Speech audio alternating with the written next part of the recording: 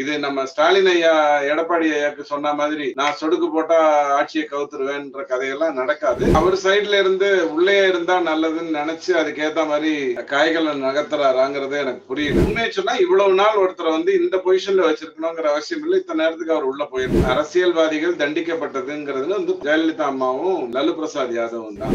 ஏன் இவரை இன்னும் இந்த ஜாமீன் அப்படிங்கிற அந்த அடிப்படையில வச்சிட்டு இருக்காங்க அப்படிங்கிறது எனக்கும் உண்மையிலே புரியல. ரஜினி சொன்ன மாதிரி நம்ம சிஸ்டம் சரியில்லை. இந்த சிஸ்டத்தை நேர்படுத்தாம வேற எதுவும் பண்ண முடியாது. இன்னைக்கு தேதிக்கு பாஜக இருக்கக்கூடிய பிரச்சனை அந்த நீதிமன்றம் அப்படிங்கிற அந்த மேட்டருக்குள்ள அது சரி செய்ய வேண்டிய விஷயங்கள் இருக்கு. பிஜேபி ஆட்சிக்கு வந்த பிறகு அது கொடுத்த எந்த ஒரு டாக்குமெண்ட்டும் கோர்ட் ஏத்துக்கிடல. பழைய பேப்பரை வச்சுக்கிட்டு தான் தன்னுடைய வேலைகளை செய்தது. நீங்க பார்த்திருப்பீங்க, அதே நீதிமன்றம் கிட்டத்தட்ட 200 லைசன்ஸுக்கு மேல அந்த 2G இதுல கேன்சல் பண்ணிட்டீங்க. ஊழல் நடக்கலன்னா அது ஏன் கேன்சல் பண்ணணும்? பொன்னுடைய விஷயத்துல நீதிமன்றம் பண்ணது ஆச்சரியமா இருந்தது. கூட்டணி ஆட்சி அந்த கதையெல்லாம் விட்டா கூட அதை பத்தி எல்லாம் பிஜேபி என்னைக்கும் கவலைப்பட்டதில்லை. கடந்த 5 வருடம் சந்திரபாபு நாயுடு மிக மோசமான ஒரு அரசியல் கட்டத்துல அவர் இருந்தார். தேவைப்பட்டால் காங்கிரஸில் இருந்து 30 எம்பிக்கள் இங்க வர்ற வைக்கக்கூடிய அளவுக்கு அதுக்கு நல்லா தெரியும்.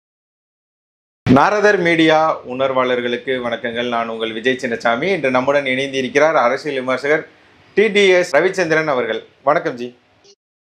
வணக்கம். ரொம்ப மகிழ்ச்சி. எனக்கு இந்த பேர் ரொம்ப பிடிக்கும். ஏன்னா சோ ஐயாக்கு நாரதர் அப்படிங்கிற அந்த ஒரு இது உண்டு. ரொம்ப நாளா காத்திருந்தேன். இன்னைக்கு உங்களோட பேசுறதுல ரொம்ப மகிழ்ச்சி. எனக்கு ரொம்ப சந்தோஷம் ஜி. நானும் காத்திருந்தேன். உங்கள்கிட்ட எப்போ எடுக்கணும் அப்படின்னு சொல்லி, எடுக்க போறோமா அப்படி சொல்லி ஆவலோட இருந்தேன்.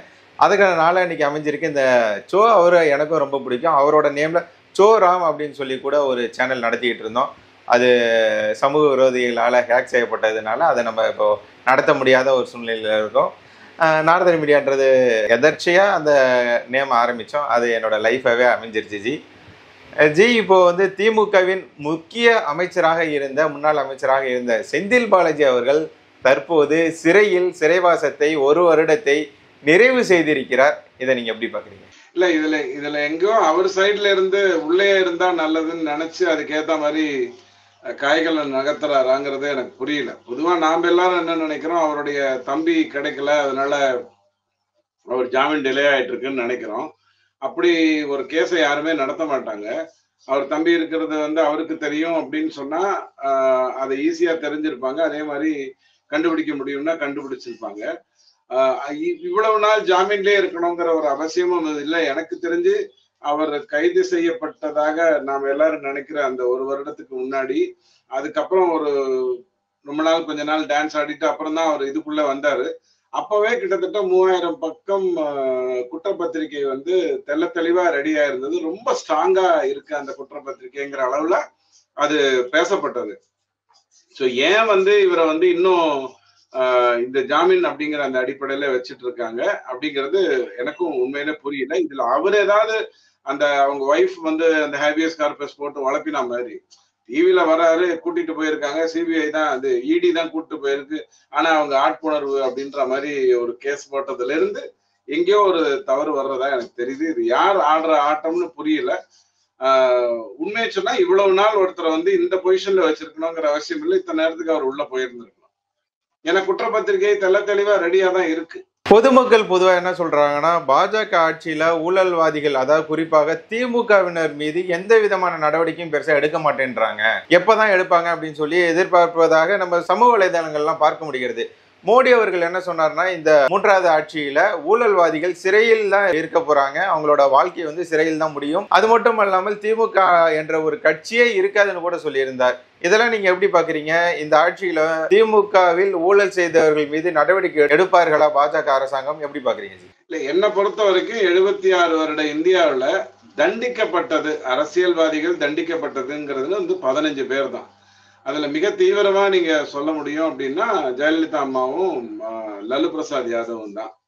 மற்றது எல்லாமே ரொம்ப ஈஸியா நாள் கடந்து போன ஒரு விஷயமா தான் இருக்கு. அது காரணம் ரஜினி சொன்ன மாதிரி நம்ம சிஸ்டம் சரியில்லை. இந்த சிஸ்டத்தை நேர்படுத்தாம வேற எதுவும் பண்ண முடியாது. இன்னைக்கு தேதிக்கு பாஜக இருக்கக்கூடிய பிரச்சனை அந்த நீதிமன்றம் அப்படிங்கிற அந்த மேட்டருக்குள்ள அது சரி செய்ய வேண்டிய விஷயங்கள் இருக்கு. தலையிடுற விஷயம் இல்ல, சரி செய்ய வேண்டிய விஷயம் இருக்கு. அதுல எங்கேயோ தவறு இருக்கு. உதாரணத்துக்கு 2G எடுத்துக்கிட்டா கூட நாம எல்லாரும் என்ன நினைக்கிறோம், திமுக விடுவிக்கப்பட்டது, அப்படின்னு நினைக்கிறோம். பிஜேபியால ஒன்றும் பண்ண முடியல அப்படின்னு நினைக்கிறோம். 2013க்கு பிறகு பிஜேபி ஆட்சிக்கு வந்த பிறகு அது கொடுத்த எந்த ஒரு டாக்குமெண்ட்டும் கோர்ட் ஏத்துக்கிடல. பழைய பேப்பரை வச்சுக்கிட்டு தான் தன்னுடைய வேலைகளை செய்தது.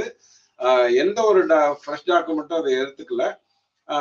காங்கிரஸ் கொடுத்தது எல்லாமே பனானா பேப்பர்ஸா தான் இருந்தது. பிரயோஜனம் இல்லாம தான் இருந்தது. அவங்க வெளியில வந்தாங்க. இப்ப மீண்டும் அந்த கேஸ் வந்து பதிவு செய்யப்பட்டிருக்கும் பொழுது பிஜேபியோடைய முக்கியமான டாக்குமெண்ட்ஸ் வந்து உள்ளுக்குள்ள இருக்கு. ஆனா அந்த கேஸ் இன்னும் நடக்கல. அதுதான் உண்மை. ஆனால் நீங்க பார்த்திருப்பீங்க, அதே நீதிமன்றம் கிட்டத்தட்ட 200 லைசன்ஸுக்கு மேல அந்த 2G இதுல வந்து கேன்சல் பண்ணிச்சு. நீங்க ஊழல் நடக்கலன்னா அது ஏன் கேன்சல் பண்ணணும்? கேன்சல் பண்ணிச்சு அப்படிங்கிறத நம்ம பாக்குறோம். ஸோ எங்க ப்ராப்ளம் இருக்குன்னா, இந்த வருமான வரி அல்லது அந்த சிபிஐ அந்த மாதிரியான விஷயத்துல எல்லாம் நீங்க தப்ப ஒத்துக்கிட்டீங்கன்னா அது வந்து உங்களை ஏறத்தாட உங்களை விடுவிக்கிற மாதிரி தான் இருக்கும். ஆனா இடியில அப்படி கிடையாது. இடியில வந்து மணி லாண்டரிங் இருக்கிறதுனால நீங்க ஒத்துக்கிட்டா மட்டும் போறாது. உங்க அந்த நெக்ஸஸ் ஃபுல்லா பிடிச்சி யார் எங்கிருந்து எப்படி யார் மூலமாக கொடுக்குறாங்கிற வரைக்கும் அதை ட்ரேஸ் பண்ணும். நான் பலமுறை அந்த உதாரணத்தை பயன்படுத்தியிருக்கேன். மற்ற விஷயங்கள்லாம் ஒரு ஃபேமிலி டாக்டர்கிட்ட போற மாதிரி, அவர் ஊசி போடலாம், மருந்து கொடுக்கலாம், ஆப்ரேஷன் பண்ணலாம், என்ன வேணாலும் பண்ணலாம். ஆனா ஈடிங்கிறது வந்து கொரோனா டாக்டர் மாதிரி, நீங்க எங்கெல்லாம் போயிட்டு வந்தீங்கன்னு பார்த்தா அங்கெல்லாம் போய் அவங்க எல்லாரும் யாராவது தொத்திருக்கான்னு பாக்குற அளவுக்கான ஒரு நெட்வொர்க் அது. ஸோ இதையெல்லாம் மீறி இவங்க எல்லாம் தப்பிச்சுக்கிட்டு இருக்காங்க. அதுவும் பொன்னுடைய விஷயத்துல நீதிமன்றம் பண்ணது வந்து ஆச்சரியமா இருந்தது. ஆனால் இப்போ இவரு கெஜ்ரிவால் விஷயத்துல வந்து நீதிமன்றம் வந்து ரொம்ப பர்ஃபெக்டா டீல் பண்ணது. நம்பிக்கை கண்டிப்பா இருக்கு. நம்பிக்கை தளர்ந்து விட வேண்டிய அவசியம் இல்லை. ஏன்னா சவுக்கிதார் சோறு இல்லை, அதுதான் ரொம்ப முக்கியம். காவல்காரன் திருடன் இல்லை, காவல்காரன் காவல்காரன் தான். அதனால ப்ராப்ளம் இல்லை. நல்லது நடக்குங்கிற நம்பிக்கை இருக்கு. அதுவும் இந்த 5 வருடத்துல, குறிப்பா அடுத்த வருடத்துக்குள்ள இந்த இடி சார்ந்த விஷயங்கள்ல வந்து நல்லது நடக்குங்கிற நம்பிக்கை எனக்கு இருக்கு. கூட்டணி ஆட்சி அந்த கதையெல்லாம் விட்டா கூட அதை பத்தி எல்லாம் பிஜேபி என்னைக்கும் கவலைப்பட்டதில்லை. வாஜ்பாய் ஐயாவுடைய அந்த 5 வருட ஆட்சியில தான் திமுக ஊழல் செய்யவே இல்லை அப்படிங்கிற மாதிரியான ஒரு உண்மை இருந்ததுங்கிறதெல்லாம் நம்ம பார்த்திருக்கோம். இந்த கூட்டணி ஆட்சி என்பதை வந்து பாஜக கவலைப்படுறது இல்லை அப்படின்றீங்க. ஆனா வந்து எதிர்கட்சிகளாக இருக்கக்கூடியவர்கள் என்ன வந்து விமர்சனம் பண்றாங்கன்னா, இதற்கு முன்பு பாஜக என்ன நினைச்சாங்களோ அதை செஞ்சுட்டு போயிட்டு இருந்தாங்க. ஆனா இப்ப கூட்டணி ஆட்சி அமைஞ்சிருக்கிறதுன்றது மோடி அவர்களுக்கு கடிவாளம் போட்ட மாதிரியான ஒரு நிலையை உண்டாக்கி இருக்கு. இப்போ அவர் வந்து நினைத்ததை செய்ய முடியாது அப்படின்னு சொல்லி ஒரு விமர்சனத்தை முன்வைக்கிறாங்க. இது எப்படி பாக்குறீங்க? ஒரு உதாரணத்துக்கு, இந்த யானைக்கு வந்து சங்கிலி போட்டு காலில் கட்டுவாங்க.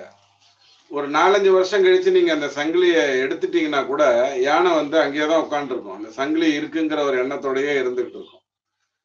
அது மற்ற கூட்டணி ஆட்சிகள். ஆனா சிறுத்தைக்கு நீங்க என்னதான் சங்கிலி கட்டினாலும் அது வீரடிச்சு தூக்கி போட்டு போயிடும். குதிரைக்கும் அதே மாதிரி தான். ஏன்னா அதுக்கான கால்கள் பெருசு, இதனுடைய அகலம் பெருசு. பிஜேபி பொறுத்த வரைக்கும் அப்படியெல்லாம் நீங்க கூட்டணி ஆட்சி அப்படிங்கிற ஒரு விஷயத்த சொல்லி ஒன்றும் பண்ணிட முடியாது. எண்ணிக்கைகளை வைத்துக்கொண்டு ஒன்றும் பண்ண முடியாது. சந்திரபாபு நாயுடு ஐயாவும் சரி, நிதிஷ்குமாரும் சரி, சரியான கட்டத்துல, சந்திரபாபு நாயுடுவை நான் ஒரு நேர்மையான அரசியல்வாதின்னு சொல்லவே மாட்டேன். அவரு தவறு செய்து கொண்டு கூட செய்த அரசியல்வாதி தான், அதுல ஒண்ணும் மாற்று கருத்து இல்லை.